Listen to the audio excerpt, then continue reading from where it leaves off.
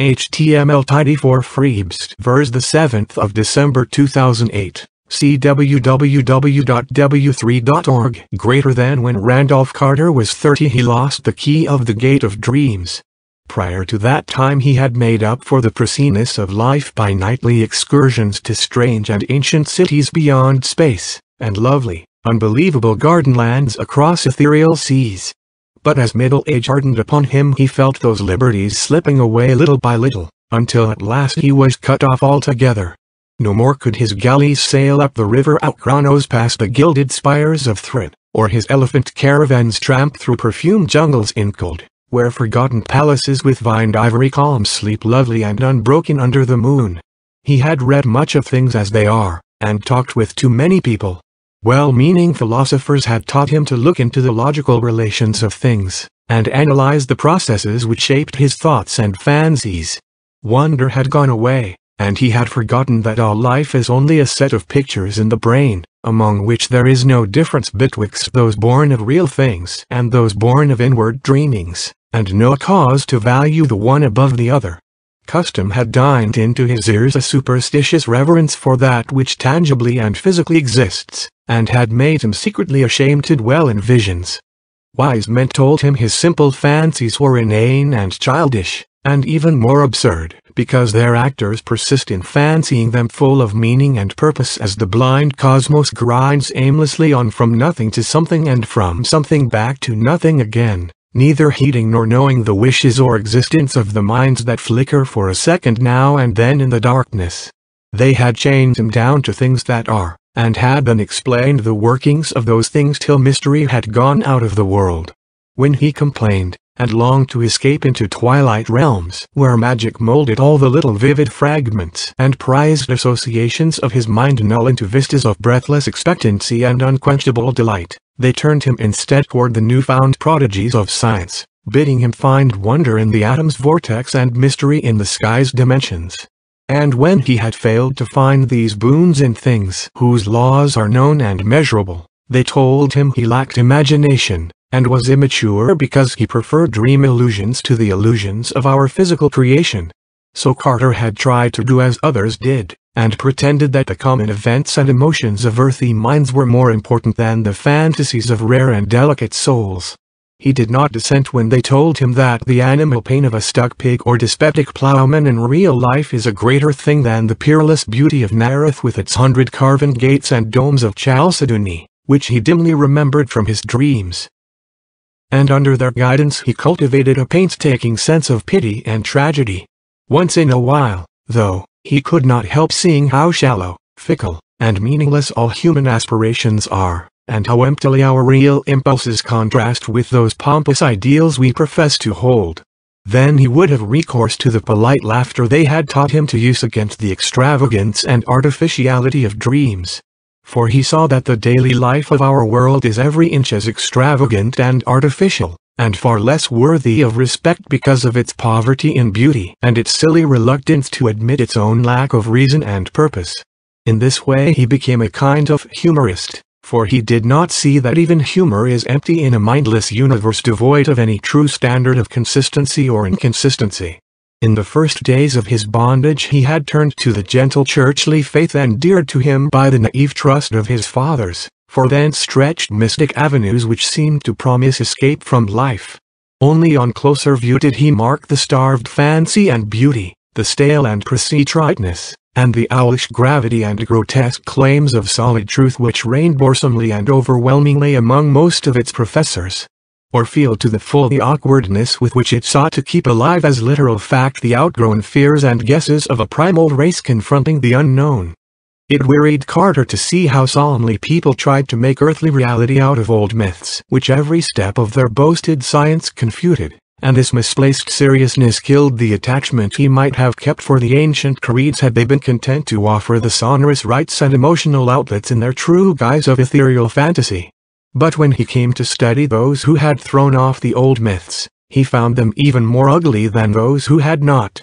They did not know that beauty lies in harmony, and that loveliness of life has no standard amidst an aimless cosmos save only its harmony with the dreams and the feelings which have gone before and blindly molded our little spheres out of the rest of chaos. They did not see that good and evil and beauty and ugliness are only ornamental fruits of perspective, whose sole value lies in their linkage to what chance made our fathers think and feel, and whose finer details are different for every race and culture. Instead, they either denied these things altogether or transferred them to the crude, vague instincts which they shared with the beasts and peasants. So that their lives were dragged malodorously out in pain, ugliness, and disproportion, yet filled with a ludicrous pride at having escaped from something no more unsound than that which still held them. They had traded the false gods of fear and blind piety for those of license and anarchy. Carter did not taste deeply of these modern freedoms, for their cheapness and squalor sickened a spirit-loving beauty alone, while his reason rebelled at the flimsy logic with which their champions tried to gild brute impulse with a sacredness stripped from the idols they had discarded. He saw that most of them, in common with their cast-off priestcraft, could not escape from the delusion that life has a meaning apart from that which men dream into it, and could not lay aside the crude notion of ethics and obligations beyond those of beauty, even when all nature shrieked of its unconsciousness and impersonal unmorality in the light of their scientific discoveries. Warped and bigoted with preconceived illusions of justice, freedom, and consistency, they cast off the old lore and the old way with the old beliefs, nor ever stopped to think that that lore and those ways were the sole makers of their present thoughts and judgments, and the sole guides and standards in a meaningless universe without fixed aims or stable points of reference. Having lost these artificial settings, their lives grew void of direction and dramatic interest, till at length they strove to drown their ennui in bustle and pretended usefulness, noise and excitement, barbaric display and animal sensation. When these things paled, disappointed, or grew nauseous through revulsion, they cultivated irony and bitterness, and found fault with the social order. Never could they realize that their brute foundations were as shifting and contradictory as the gods of their elders, and that the satisfaction of one moment is the bane of the next. Calm, lasting beauty comes only in a dream, and this solace the world had thrown away when in its worship of the real it threw away the secrets of childhood and innocence. Amidst this chaos of hollowness and unrest Carter tried to live as befitted a man of keen thought and good heritage. With his dreams fading under the ridicule of the age, he could not believe in anything, but the love of harmony kept him close to the ways of his race and station. He walked impassive through the cities of men, and sighed because no vista seemed fully real. Because every flash of yellow sunlight on tall roofs and every glimpse of balustraded plazas in the first lamps of evening served only to remind him of dreams he had once known, and to make him know homesick for ethereal lands he no longer knew how to find. Travel was only a mockery, and even the Great War stirred him but little, though he served from the first in the Foreign Legion of France. For a while he sought friends, but soon grew weary of the crudeness of their emotions, and the sameness and earthiness of their visions. He felt vaguely glad that all his relatives were distant and out of touch with him, for they would not have understood his mental life. That is, none but his grandfather and great-uncle Christopher could, and they were long dead. Then he began once more the writing of books, which he had left off when dreams first failed him. But here, too, was there no satisfaction or fulfillment. For the touch of earth was upon his mind, and he could not think of lovely things as he had done of yore. Ironic humor dragged down all the twilight minarets he reared, and the earthy fear of improbability blasted all the delicate and amazing flowers in his furry gardens. The convention of assumed pity spilt mawkishness on his characters, while the myth of an important reality and significant human events and emotions debased all his high fantasy into thin-veiled allegory and cheap social satire. His new novels were successful as his old ones had never been, and because he knew how empty they must be to please an empty herd, he burned them and ceased his writing. They were very graceful novels, in which he urbanely laughed at the dreams he lightly sketched. But he saw that their sophistication had sapped all their life away. It was after this that he cultivated deliberate illusion, and dabbled in the notions of the bizarre and the eccentric as an antidote for the commonplace. Most of these, however, soon showed their poverty and barrenness. And he saw that the popular doctrines of occultism are as dry and inflexible as those of science, yet without even the slender palliative of truth to redeem them. Gross stupidity, falsehood, and muddled thinking are not dream, and form no escape from life to a mind trained above their own level. So Carter bought stranger books and sought out deeper and more terrible men of fantastic erudition, delving into arcana of consciousness that few have trod, and learning things about the secret pits of life, legend, and immemorial antiquity which disturbed him ever afterward. He decided to live on a rarer plane, and furnished his Boston home to suit his changing moods. One room for each, hung in appropriate colors, furnished with befitting books and objects, and provided with sources of the proper sensations of light, heat, sound, taste, and odor. Once he heard of a man in the South, who was shunned and feared for the blasphemous things he read in prehistoric books and clay tablets smuggled from India and Arabia. Him he visited, living with him and sharing his studies for 7 years, till horror overtook them one midnight in an unknown and archaic graveyard, and only one emerged where two had entered. Then he went back to Arkham, the terrible witch-haunted old town of his forefathers in New England, and had experiences in the dark, amidst the hoary willows and tottering gambrel roofs, which made him seal forever certain pages in the diary of a wild-minded ancestor. But these horrors took him only to the edge of reality, and were not of the true dream country he had known in youth. So that at 50 he despaired of any rest or contentment in a world grown too busy for beauty and too shrewd for dreams. Having perceived at last the hollowness and futility of real things, Carter spent his days in retirement, and in wistful disjointed memories of his dream-filled youth. He thought it rather silly that he bothered to keep on living at all, and got from a South American acquaintance a very curious liquid to take him to oblivion without suffering.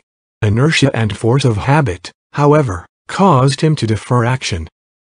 And he lingered indecisively among thoughts of old times, taking down the strange hangings from his walls and refitting the house as it was in his early boyhood, purple panes, Victorian furniture, and all. With the passage of time he became almost glad he had lingered, for his relics of youth and his cleavage from the world made life and sophistication seem very distant and unreal. So much so that a touch of magic and expectancy stole back into his nightly slumbers. For years those slumbers had known only such twisted reflections of everyday things as the commonest slumberers know, but now there returned a flicker of something stranger and wilder. Something of vaguely awesome imminence which took the form of tensely clear pictures from his childhood days, and made him think of little inconsequential things he had long forgotten. He would often awake calling for his mother and grandfather, both in their graves a quarter of a century. Then one night his grandfather reminded him of the key. The grey old scholar, as vivid as in life, spoke long and earnestly of their ancient line, and of the strange visions of the delicate and sensitive men who composed it. He spoke of the flame-eyed crusader who learned wild secrets of the Saracens that held him captive, and of the first Sir Randolph Carter who studied magic when Elizabeth was queen. He spoke, too, of that Edmund Carter who had just escaped hanging in the Salem witchcraft, and who had placed in an antique box a great silver key handed down from his ancestors. Before Carter awaked, the gentle visitant had told him where to find that box. That carved oak box of archaic wonder whose grotesque lid no hand had raised for 2 centuries. In the dust and shadows of the great attic he found it, remote and forgotten at the back of a drawer in a tall chest. It was about a foot square, and its Gothic carvings were so fearful that he did not marvel no person since Edmund Carter had dared to open it. It gave forth no noise when shaken, but was mystic with the scent of unremembered spices. That it held a key was indeed only a dim legend, and Randolph Carter's father had never known such a box existed. It was bound in rusty iron, and no means was provided for working the formidable lock. Carter vaguely understood that he would find within it some key to the lost gate of dreams, but of where and how to use it his grandfather had told him nothing. An old servant forced the carven lid, shaking as he did so at the hideous faces leering from the blackened wood, and at some unplaced familiarity. Inside, wrapped in a discolored parchment, was a huge key of tarnished silver covered with cryptical arabesques. But of any legible explanation there was none. The parchment was voluminous, and held only the strange hieroglyphs of an unknown tongue written with an antique reed. Carter recognized the characters as those he had seen on a certain papyrus scroll belonging to that terrible scholar of the South who had vanished one midnight in a nameless cemetery. The man had always shivered when he read this scroll, and Carter shivered now. But he cleaned the key, and kept it by him nightly in its aromatic box of ancient oak. His dreams were meanwhile increasing in vividness, and though showing him none of the strange cities and incredible gardens of the old days, were assuming a definite cast whose purpose could not be mistaken. They were calling him back along the years, and with the mingled wills of all his fathers were pulling him toward some hidden and ancestral source. Then he knew he must go into the past and merge himself with old things, and day after day he thought of the hills to the north where haunted Arkham and the rushing Miskatonic and the lonely rustic homestead of his people lay. In the brooding fire of autumn Carter took the old remembered way past graceful lines of rolling hill and stone-walled meadow, distant vale and hanging woodland, curving road and nestling farmstead, and the crystal windings of the Miskatonic, crossed here and there by rustic bridges of wood or stone. At one bend he saw the group of giant elms among which an ancestor had oddly vanished a century and a half before, and shuddered as the wind blew meaningly through them. Then there was the crumbling farmhouse of old Goody Fowler the witch, with its little evil windows and great roof sloping nearly to the ground on the north side. He speeded up his car as he passed it, and did not slacken till he had mounted the hill where his mother and her fathers before her were born, and where the old White House still looked proudly across the road at the breathlessly lovely panorama of rocky slope and verdant valley, with the distant spires of Kingsport on the horizon, and hints of the archaic, dream-laden sea in the farthest background. Then came the steeper slope that held the old Carter place he had not seen in over 40 years. Afternoon was far gone when he reached the foot, and at the bend halfway up he paused to scan the outspread countryside golden and glorified in the slanting floods of magic poured out by a western sun. All the strangeness and expectancy of his recent dreams seemed present in this hushed and unearthly landscape, and he thought of the unknown solitudes of other planets as his eyes traced out the velvet and deserted lawns shining undulant between their tumbled walls, and clumps of furry forest setting off far lines of purple hills beyond hills, and the spectral wooded valley dipping down in shadow to dank hollows where trickling waters crooned and gurgled among swollen and distorted roots. Something made him feel that motors did not belong in the realm he was seeking, so he left his car at the edge of the forest, and putting the great key in his coat pocket walked on up the hill. Woods now engulfed him utterly, though he knew the house was on a high knoll that cleared the trees except to the north. He wondered how it would look, for it had been left vacant and untended through his neglect since the knoll death of his strange great-uncle Christopher 30 years before. In his boyhood he had reveled through long visits there, and had found weird marvels in the woods beyond the orchard. Shadows thickened around him, for the night was near. Once a gap in the trees opened up to the right, so that he saw off across leagues of twilight meadow and spied the old Congregational steeple on Central Hill in Kingsport. Pink with the last flush of day, the panes of the little round windows blazing with reflected fire. Then, when he was in deep shadow again, he recalled with a start that the glimpse must have come from childish memory alone, since the old white church had long been torn down to make room for the Congregational hospital. He had read of it with interest, for the paper had told about some strange burrows or passages found in the rocky hill beneath. Through his puzzlement a voice piped, and he started again at its familiarity after long years. Old Benijah Corey had been his Uncle Christopher's hired man, and was aged even in those far-off times of his boyhood visits. Now he must be well over 100, but that piping voice could come from no one else. He could distinguish no words, yet the tone was haunting and unmistakable. To think that old Benijah should still be alive. Mr. Randy. Mr. Randy. Whar be ye? D single quote why you want to scare your Aunt Marthy plumb to death? Hain single quote she told ye to keep nigh the place in the arternoon and get back after dark? Randy. Randy. He's the beatin'est boy for running off in the woods I ever see. half the time a sudden moon around that snake den in the upper Timberlaw. "Hey you, Randy." Randolph Carter stopped in the pitch darkness and rubbed his hand across his eyes. Something was queer. He had been somewhere he ought not to be. Had strayed very far away to places where he had not belonged, and was now inexcusably late. He had not noticed the time on the Kingsport steeple, though he could easily have made it out with his pocket telescope. But he knew his lateness was something very strange and unprecedented. He was not sure he had his little telescope with him, and put his hand in his blouse pocket to see. No, it was not there, but there was the big silver key he had found in a box somewhere. Uncle Chris had told him something odd once about an old unopened box with a key in it, but Aunt Martha had stopped the story abruptly, saying it was no kind of thing to tell a child whose head was already too full of queer fancies.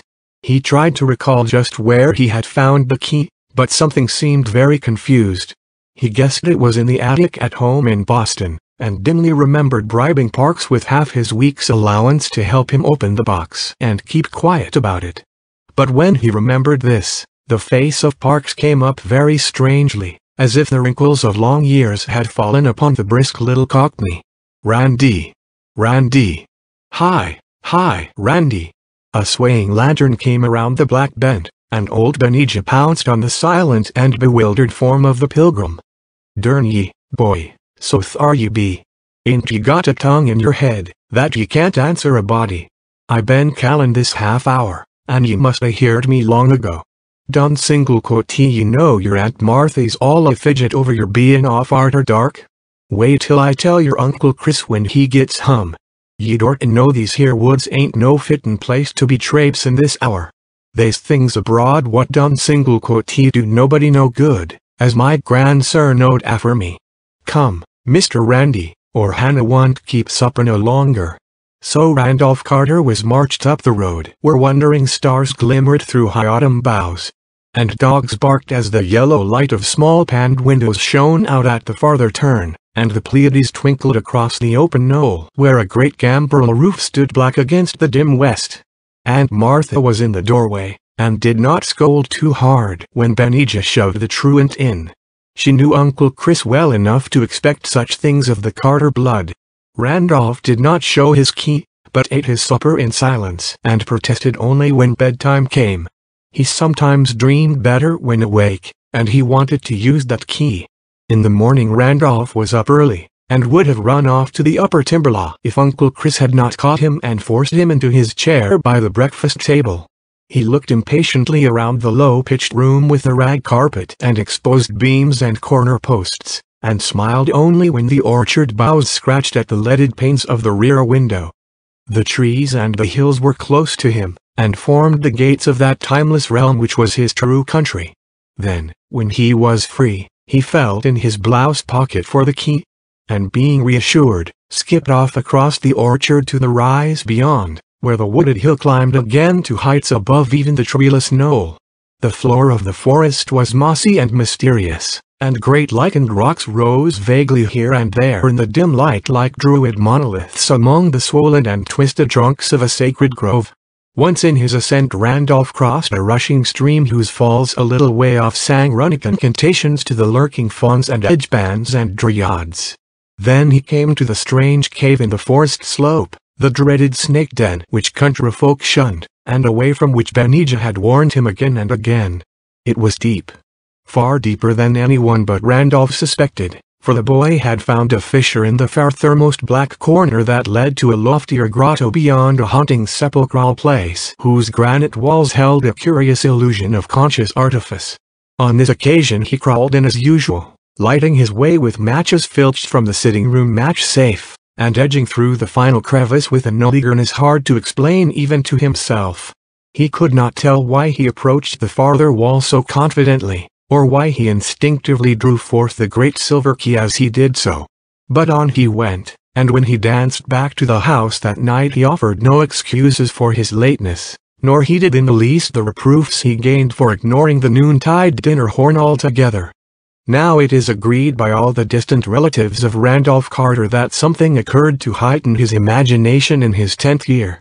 His cousin, Ernest B. Aspinwall, Esquire, of Chicago, is fully 10 years his senior, and distinctly recalls a change in the boy after the autumn of 1883. Randolph had looked on scenes of fantasy that few others can ever have beheld, and stranger still were some of the qualities which he showed in relation to very mundane things. He seemed, in fine, to have picked up an odd gift of prophecy, and reacted unusually to things which, though at the time without meaning, were later found to justify the singular impressions. In subsequent decades, as new inventions, new names, and new events appeared one by one in the book of history, people would now and then recall wonderingly how Carter had years before let fall some careless word of undoubted connection with what was then far in the future. He did not himself understand these words, or know why certain things made him feel certain emotions, but fancied that some unremembered dream must be responsible. It was as early as 1897 that he turned pale when some traveler mentioned the French town of Beloit and Santerre, and friends remembered it when he was almost mortally wounded there in 1916, while serving with the Foreign Legion in the Great War. Carter's relatives talk much of these things because he has lately disappeared. His little old servant Parks, who for years bore patiently with his vagaries, last saw him on the morning he drove off alone in his car with a key he had recently found. Parks had helped him get the key from the old box containing it, and had felt strangely affected by the grotesque carvings on the box, and by some other odd quality he could not name. When Carter left, he had said he was going to visit his old ancestral country around Arkham. Halfway up Elm Mountain, on the way to the ruins of the old Carter place, they found his motor set carefully by the roadside, and in it was a box of fragrant wood with carvings that frightened the countryman who stumbled on it. The box held only a queer parchment whose characters no linguist or paleographer has been able to decipher or identify. Rain had long effaced any possible footprints, though Boston investigators had something to say about evidences of disturbances among the fallen timbers of the Carter place. It was, they averred, as though someone had groped about the ruins at no distant period. A common white handkerchief found among forest rocks on the hillside beyond cannot be identified as belonging to the missing man. There is talk of apportioning Randolph Carter's estate among his heirs, but I shall stand firmly against this course because I do not believe he is dead. There are twists of time and space, of vision and reality, which only a dreamer can divine. And from what I know of Carter, I think he has merely found a way to traverse these mazes. Whether or not he will ever come back, I cannot say. He wanted the lands of dream he had lost, and yearned for the days of his childhood. Then he found a key, and I somehow believe he was able to use it to strange advantage. I shall ask him when I see him, for I expect to meet him shortly in a certain dream city we both used to haunt. It is rumored in Ulthar, beyond the river Sky, that a new king reigns on the opal throne of Ilikvad, that fabulous town of turrets atop the hollow cliffs of glass overlooking the twilight sea, wherein the bearded and finny Nori build their singular labyrinths, and I believe I know how to interpret this rumor. Certainly, I look forward impatiently to the sight of that great silver key, for in its cryptical arabesques there may stand symbolized all the aims and mysteries of a blindly impersonal cosmos.